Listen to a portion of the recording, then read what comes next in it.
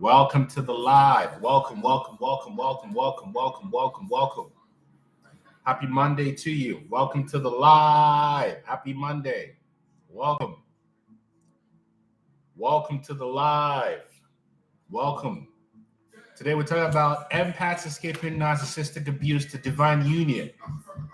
Come on in. Welcome, welcome, welcome, welcome, welcome, welcome. Welcome to the live. Tell somebody, tell somebody, tell somebody. Today we're talking about how empaths escape narcissistic love and merge into divine love. What is divine union? Divine union for empaths after narcissistic abuse. That's what we're talking about today. Greetings. Divine union for empaths after narcissistic abuse. Come on in, come on in, come on in. Divine union for empaths after narcissistic abuse. That's what we're talking about today. Divine union for empaths after narcissistic abuse. Greetings to you. Come on in. Come on in. Today we're talking about divine union for empaths after escaping narcissistic abuse. Come on in. What exactly is divine union for empaths after escaping narcissistic abuse? If you really want to understand how you come into divine union after escaping narcissistic abuse, you're in the right place. Appreciate you too. I appreciate you all. Come on in. Happy Monday, fun day. Happy fun day to you wherever you are on the planet. Today we're talking about escaping narcissistic love and embracing divine union. How an empath comes into divine union after narcissistic abuse. So that's what we're going to talk about. We're going to talk about this. I would speak for about 15 to 20 minutes, and then we'll open it up for questions on video if you're on Instagram and TikTok. And then I'll keep looking at the comments in YouTube. But again, today we're talking about escaping narcissistic love for divine love. How an empath comes into divine union. How an empath comes into divine union. This is what we're talking about today. So what happens after you escape narcissistic love? And how do you come into divine union? How do you come into divine union after escaping narcissistic love and narcissistic abuse?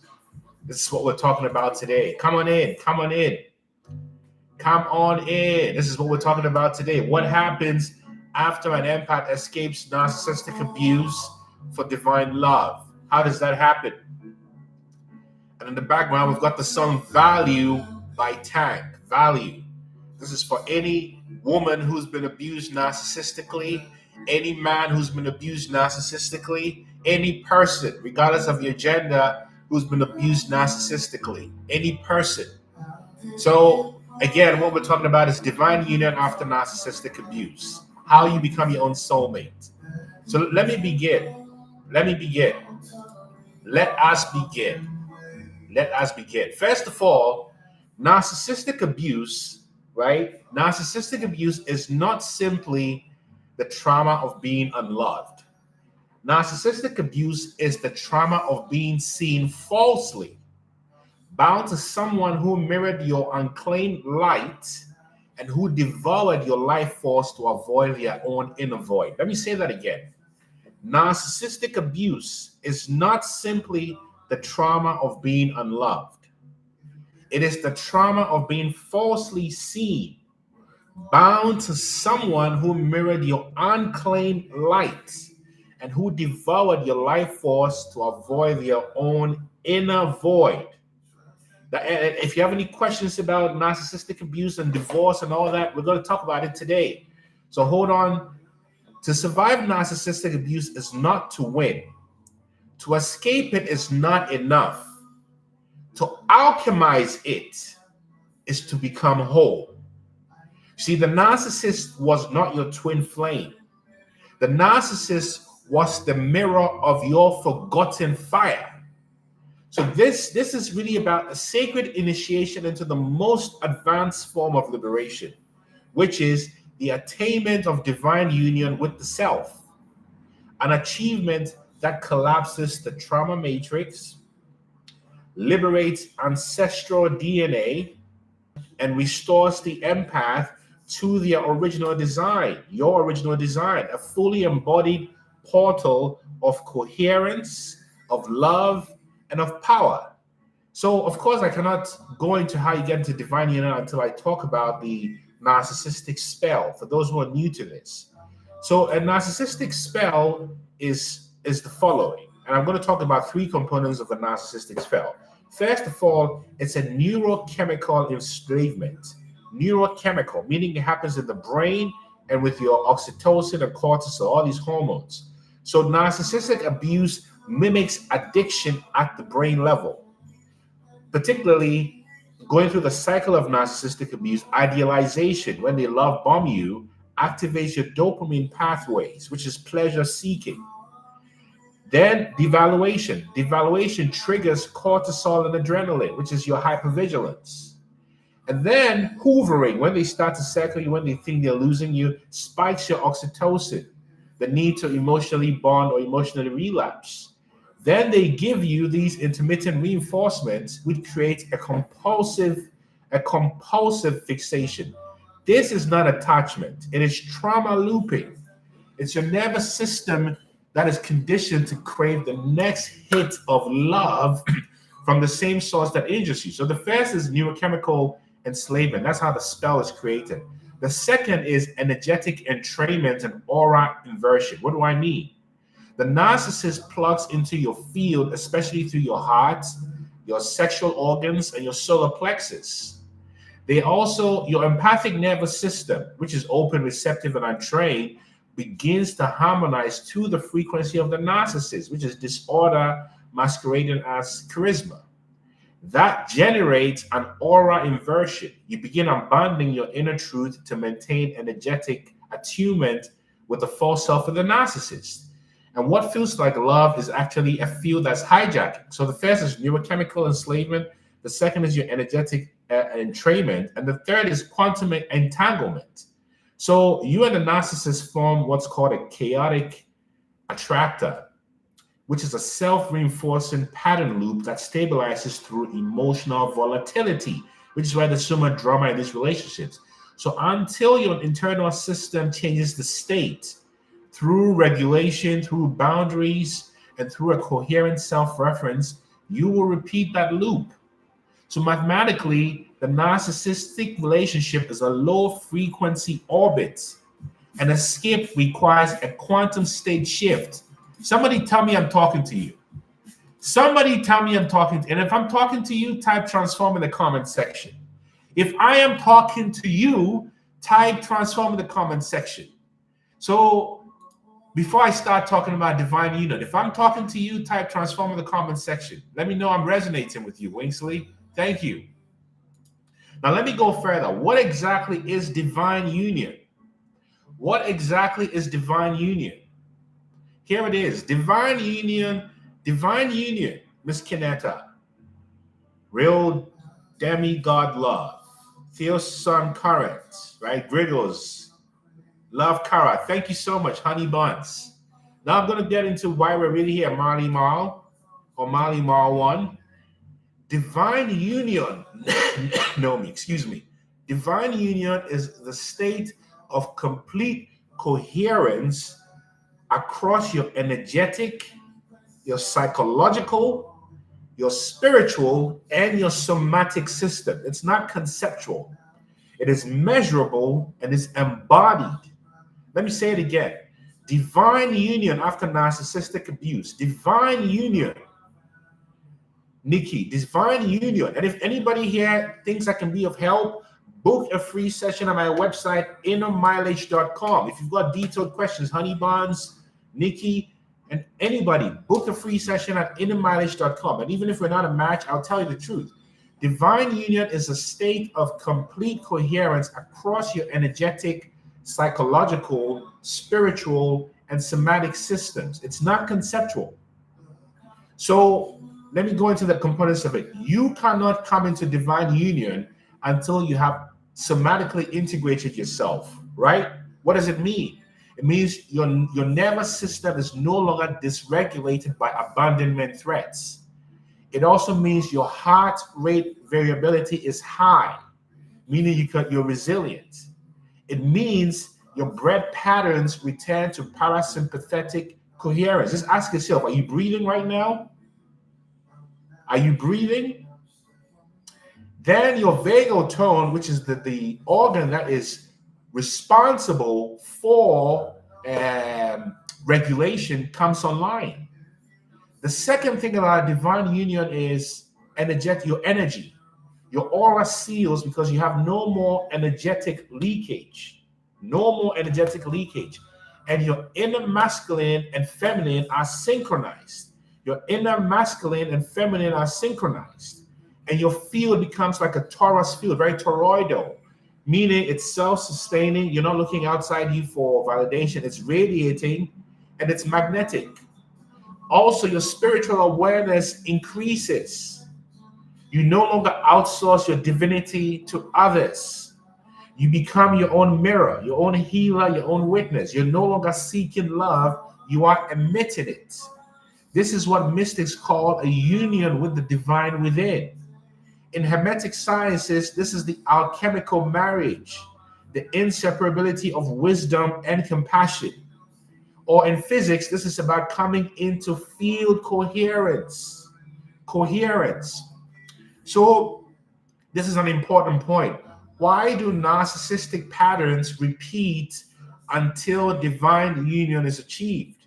Why do narcissistic patterns repeat until divine union is achieved? First of all, until your system is repatterned, you are vibrationally coded to interpret pain as love. Trauma feels like home because your nervous system is forged there. Okay? Until your system is repatterned, you are vibrationally coded to interpret pain as love. Therefore, you will unconsciously seek chaos because stillness feels like death. You will unconsciously interpret control from another person as safety. You will unconsciously bond through suffering. What is that? Am I talking to you? If I'm talking to you, type transform. Let me know I'm resonating with you. The other reason why narcissistic patterns repeat until divine union is achieved is because of ancestral repetition codes, meaning that narcissistic entanglements often mirror unresolved ancestral trauma. Divine feminine honey buns. This is what it is. Meaning that if your grandmother was betrayed and your mother fawned, it means the daughter marries a narcissist. It's also because of a generational tolerance for violation, which have become normalized. Let me say it again, a generational tolerance for violation. I know I've been there. This is being recorded and will be posted on my site. Don't worry about it. Also, energetic contracts pass through lineage until someone breaks the spell. And who's that someone? The black sheep. The black sheep is that someone who breaks the spell. Who am I talking to? Who am I talking to? If I'm talking to you, type transform in the comments. Let me know I'm talking to I and I. You are not unlucky.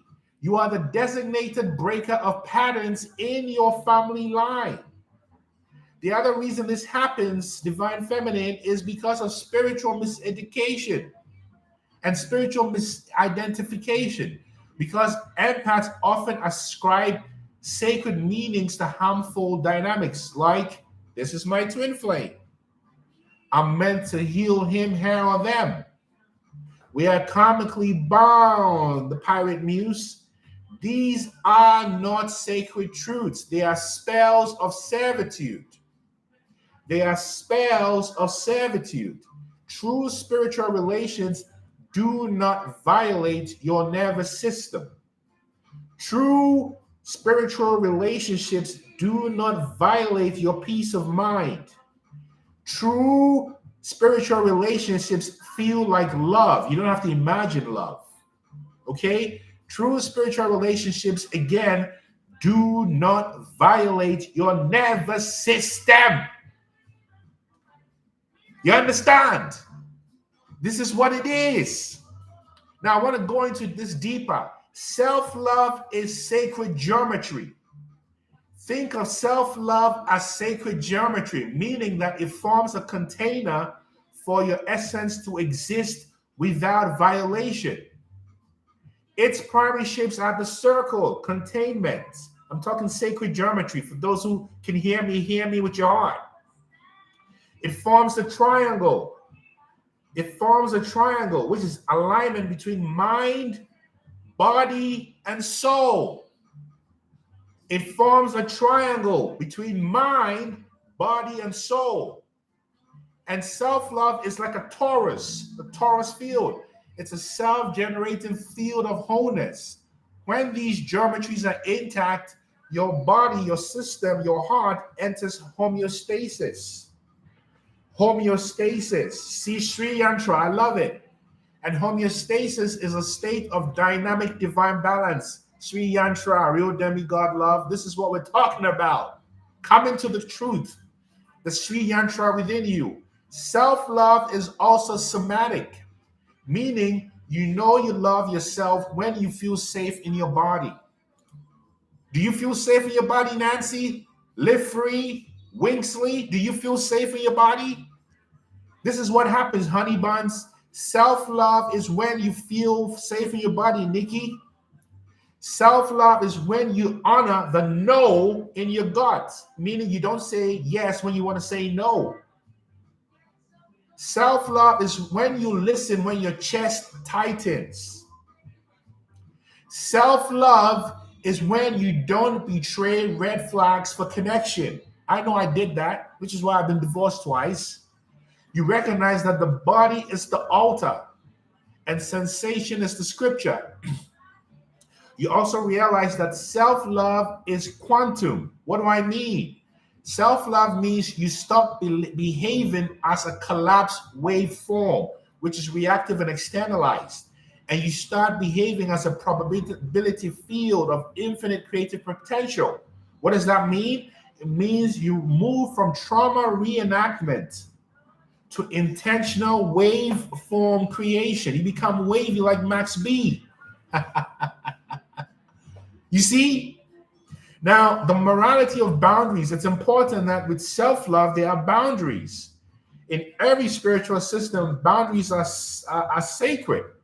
So in the Buddhist cosmology, for self-love or loving another person, it's important to have morality, or what is known in Buddhism as sila, morality. You don't want to become like Bikram and Bikram yoga. And I understand it because spiritual work and spiritual unions are sensual. Also, you want to have restraint, or what is known in Hermeticism as Gevura, restraint, and personal sovereignty. Meaning a boundary is not a wall. A boundary is a living frequency that teaches the world how to engage with the sacred geometry of your being. So there are 6 dimensions to boundaries I want to talk about. The 6 dimensions to boundaries are the following.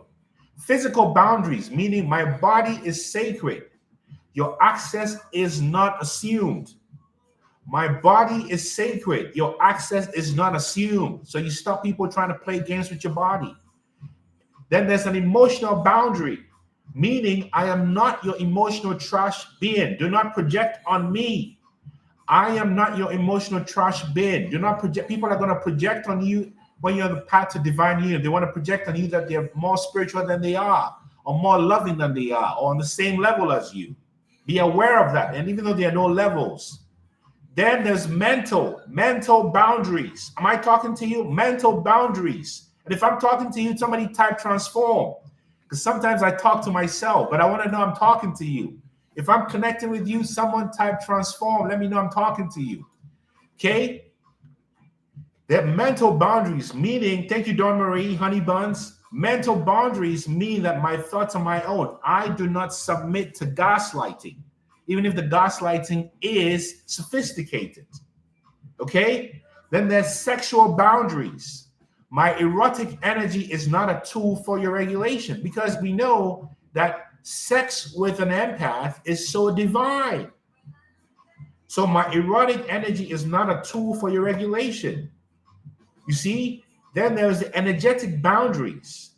You may not linger in my field after the door closes. You may not linger in my field after the door closes. And then there's spiritual boundaries, which is you may not access my prayers. my dreams, or my destiny. Each layer must be sealed, protected, and maintained, not from fear, but from reverence. You see? So as we wind down, the question becomes, how do you know you have achieved divine union? How do you know you've achieved divine union with yourself? Therefore, you're in a place where you can invite divine union into your life. You are in divine union when you regulate yourself faster than others can dysregulate you. Did you hear that? Love is on the mountain, Chronics. You regulate yourself faster than any person can dysregulate you. Love is on the mountain. Love is on the mountain, Chronics. Love is on the mountain. That's what we're talking about. Yeah. Oh, come on, Chronics. Sister, why are you crying? Sorrow lasts for one day. Don't believe your sorrow. It's been okay. I'm telling you, divine union. How do you know you're in divine union? You walk away from anything that tries to create an internal wall. You walk away without any internal wall. You are quick to walk away from disrespect, from projections, from domination, from narcissistic abuse, from gaslighting, very quick. Because your peace is not negotiable for love, lust, or legacy. Your peace is not negotiable for lust, love, or legacy. Also, you know you're in divine union when you trust your fair signal, your intuition, and act on it. You are in divine union when you trust your fair signal and act on it, and your presence convicts, your presence heals, and your presence silences manipulation. You become unbaitable. You become non-consumable unless you give permission. And you become the field of the divine in walking form. Let me go through this again. How do you know you've achieved divine union? You know you've achieved divine union when you can regulate yourself faster than any person can dysregulate you. When the narcissist comes with their games, you just look at them and go, ha, ha, ha, ha, ha, ha. What is that? What is that? You see it. You see it. You see it. Because your eye of Horus is open. The second reason and the second sign of divine union, the second sign of divine union is you walk away from anything that is disrespectful, unaligned, gaslighting, without any drama, no internal war. You walk away, no problem. Because your peace is not negotiable for love, lust, or legacy. You also do not look past your red flags. You trust your fair signal and act on it. Your presence convicts, heals, and silences manipulation. That's why energies change when you come into the room, even though you may not be paying attention. You walk into the bookstore, you walk into the restaurant, you're walking into Thanksgiving. For those who are going to celebrate, for me, every day is Thanksgiving. And as a result, you become unbaitable. You become non-consumable, and you become the field of God, the universe, in walking form. So you realize that the narcissist was the gatekeeper, not the goal. The narcissist was the gatekeeper, not the goal. The narcissist, or the various narcissists, in this case, I'm talking about the narcissistic lover, was the fire. You were the alchemical gold. You see, you were the crash. They were the phoenix. You know, they are the imitation. You are the original. They are the imitation. You are the original. You understand? This is what happens.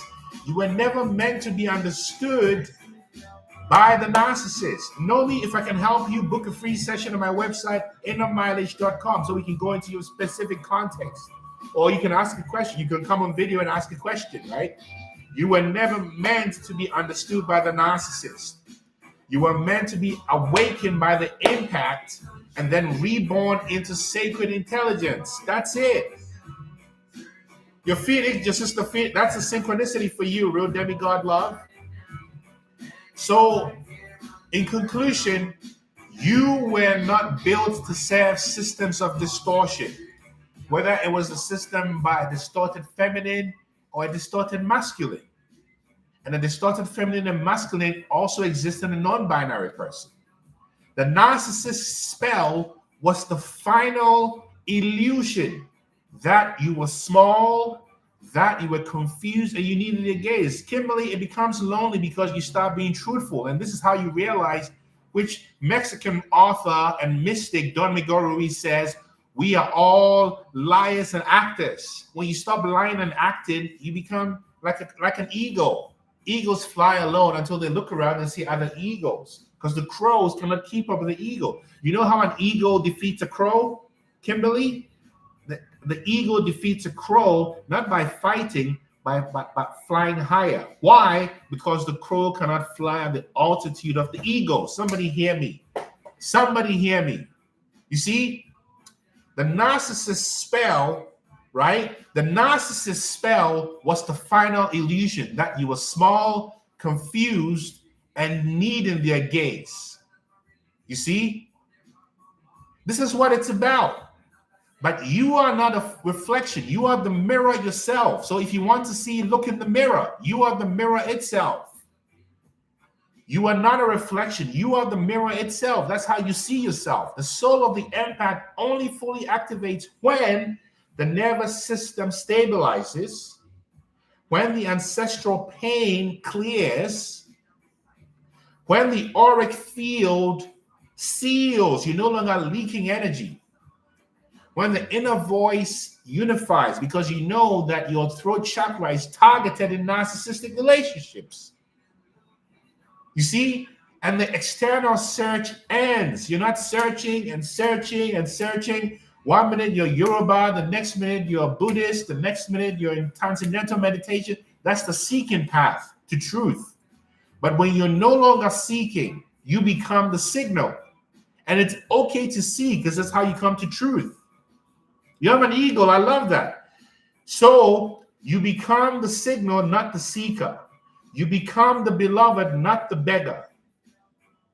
You become divine union embodied because your nervous system has stabilized. Your ancestral pain has cleared. Your auric field has sealed. The inner voice is now unified. You become the signal, not the seeker. You become the beloved, you become the beloved, not the beggar.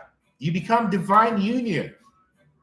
And let me tell you, we are here for the collective, not for a narcissistic singular focus. This is about collective. So if there's any narcissistic projection, it's not welcome here, okay? Now, the final projection is, this path is not for the faint of the heart. It's the walk of sacred initiates, those whose suffering carve the capacity to house loneliness.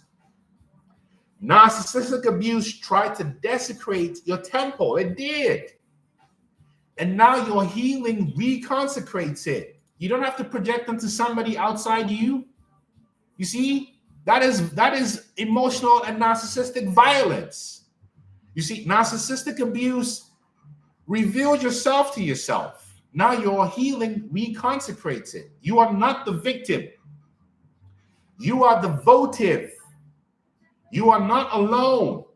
You are the altar. And when the narcissist comes again as they will, you will not collapse. You will not question. You will simply smile. I'm glad it resonates, and close the gate. You will simply smile and close the gate. This is what it's about. You see, this is what happens with divine union, that you realize that all relationships are mirrors of yourself. So if there's a mirror from a relationship that feels uncomfortable, that feels unaligned, it is revealing to you what you need to look at within yourself. And the more you begin to see yourself as the mirror and you look within yourself first, rather than externalizing, that is a sure path. That love is on the mountain, I love it. That's a sure path to freedom. That is a sure path to divine union. You see, this is what happens. This is what happens. So somebody asked me, what's the meaning behind the song from Chronix, Love is on the Mountain? So I'm going to go into this, and I'm happy to read your questions and take your questions. But here it is. Love is on the mountain. Here it is. I'll tell you what. You see, Chronix is a true empath. You see, as a true empath. You see, the narcissist cannot look in the mirror because there's no one there. There's no one home. Let me. You see, this is how it goes. Let me sing this for you. Let me start the song again. You see, the narcissist cannot look in the mirror. They cannot. Hey, Michael, how you doing, brother? Dawn Marie, let me sing this for you. This is Love is on the Mountain. Love is on the mountain. They feel something in my spirit. And any day now, they're gonna reveal it. Sister, why you crying? Brother, why you weeping? Sister, why you crying? Sorrow only lasts for one night, I tell you. Don't you leave now. It's been okay. Why should my soul feel lost? Love is on the mountain. Love is on the mountain. Love is on the mountain. You understand now? Do you understand now? Do you understand now? This is what it's about. This is what it's about. This is what it's about. So when you wake up to the truth of who you are, until you wake up to the truth of who you are, you're going to keep attracting narcissists into your life because each of them come to teach a lesson that brings you closer to your divine self if you know how to pay attention, because nothing is happening to you. It is all happening for you, as uncomfortable as it is. And take it from me, this is not a motivational speech. Many unfortunate things have happened in my life, and they happened for me. Many unfortunate things and bad things and sad things happened to my life, and I would not be sitting here with you if those bad things didn't happen for me. They didn't happen to me. Those narcissistic things, those curses happened for me. That's why I'm sitting here with you on this Monday Fun Day. There's no way I'll be sitting here with you on this Monday Fun Day telling you how to escape demons if I wasn't under demonic persecution for my whole life. You understand?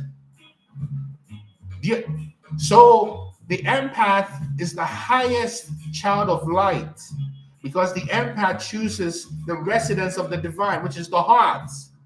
The narcissist is the highest ranking child of dark because the narcissist chooses to become the definition of darkness and the trauma that happened to them. This is what happens. You see? So again, I would not be sitting here on this fun day without the projections from narcissists, without almost every relationship trying to control and dominate this person, without the curses that were spoken over my life, without my own father telling me I was going to be a failure, without being dismissed by my own mother, made to feel like I was nothing by my own siblings, being married into narcissistic families twice. You understand? Losing everything. Love is on the mountain, pumpkin rise, you heard? Because I always looked up to the mountain. I always looked up to the hills, from whence cometh my help. My help cometh from I and I. I looked within and I found the Buddha within because there was no one to look to. It's a choice. You said it. You understand? It was a choice. Well, if you've been there, then you understand this and you know what makes a narcissist. You wouldn't ask me. You see? This is what it's about. You know what it is. All of us had bad things happen to us for us. That's why we're here today. We're still standing. And you know you're still standing because all praises Yeshua. All praises to Yeshua Mashiach. All praises to light beings. All praises to every light being here. You understand? This is what happened. This is what happened. And this is how you wake up. This is how you wake up. Because even in Buddhism, the first noble truth says life is suffering. Therefore, suffering is a precursor for awakening. You see, suffering is a precursor to awakening, except in some rare cases where people wake up spontaneously. You understand? You see, this is what happens. This is what happens. This is what happens. And when you wake up, you can't go back again to what you used to be. You cannot. You will not be able to go back to what used to be. Why? Because you've awoken to the truth of who you are. You've awoken to the light that lights your way. You awaken to the light that has woken the attack your womb. That's why you're here. You see, because your womb in the Ankh is the place for creation. So if your womb is attacked, how can you create? And if you don't create, how can you manifest your truth? Because Jaja light my way. This is Royal Blue, light my way. Royal Blue featuring Kabaka Pyramid and the Autos. Light my way. Light my way. Light my way, Jaja. Light the way of anybody listening to me under the sound of my voice. We are one. And you overcome narcissistic abuse by finding divine love. A woman, I mean, you heard? This is what it's about, because Jaja light my way, light your way. May Jaja light your way, because Jaja lives in your heart. You are the heart. Your higher self lives in your heart. That's the seat of divine union. Am I talking to you? Am I talking to you? If I'm talking to you, type transform in the comment section. Let me know I'm talking to you. Light my way. This is what it means. This is what Zoram Mamdani did last week. That's what Zoram Mamdani did last week. Zoram Mamdani is an empath. What happened to the empath last week, Zoram Mamdani? I don't care if you're blood or a crib. I'm not talking about colors. I'm talking about Zoram Mamdani, the man who said, I am a Muslim, meaning I am an empath. You understand what I'm saying? Yeah, man. Light my way.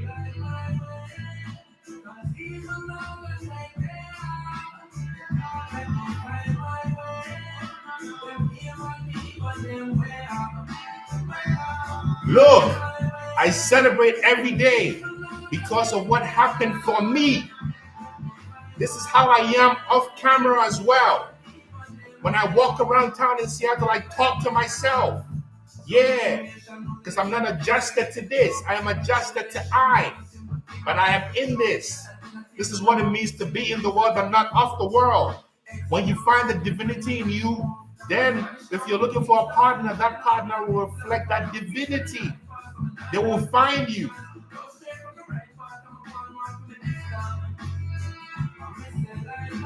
Light my way. Light my way. Light my way.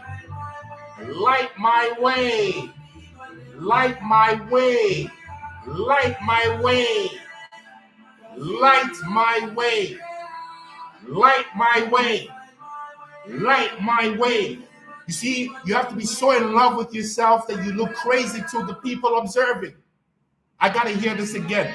No. Light my way. Light my way. Royal Blue, I want to hear this again. Let me tell you, Albania. Oh, Albania. Albania's got some powerful vibrations there.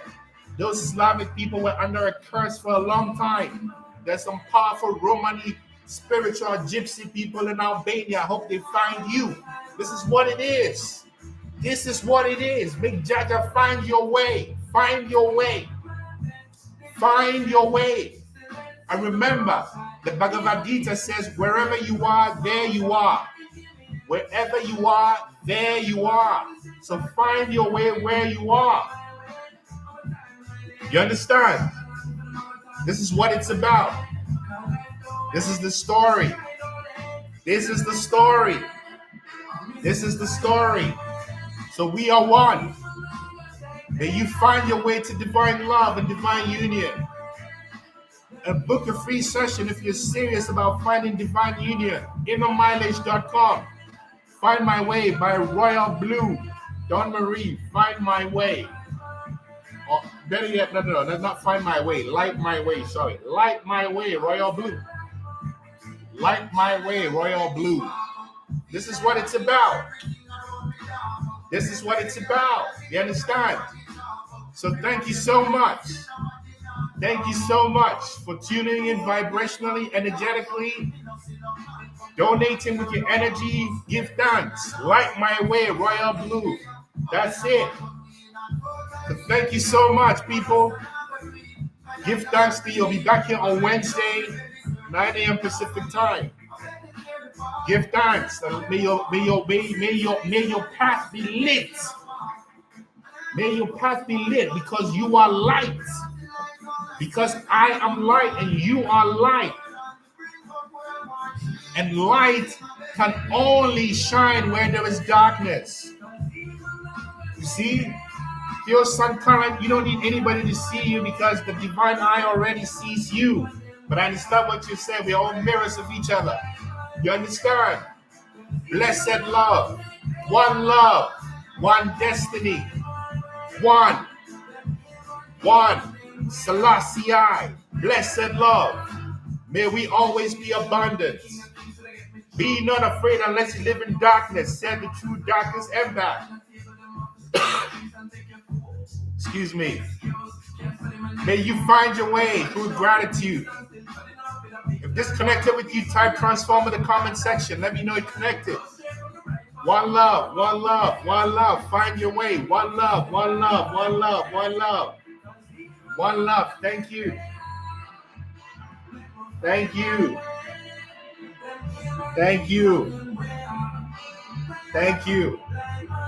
Give thanks, Dawn Marie. Give thanks. Feel some current. Give thanks, Winsley. Give thanks, Molly Mall, Wagwan. Give thanks.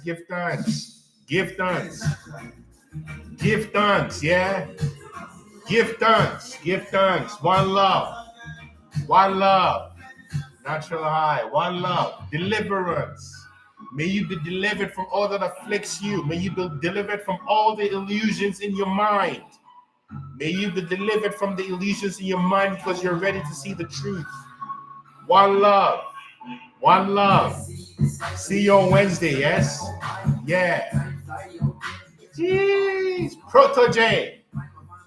That's what it is. Give thanks.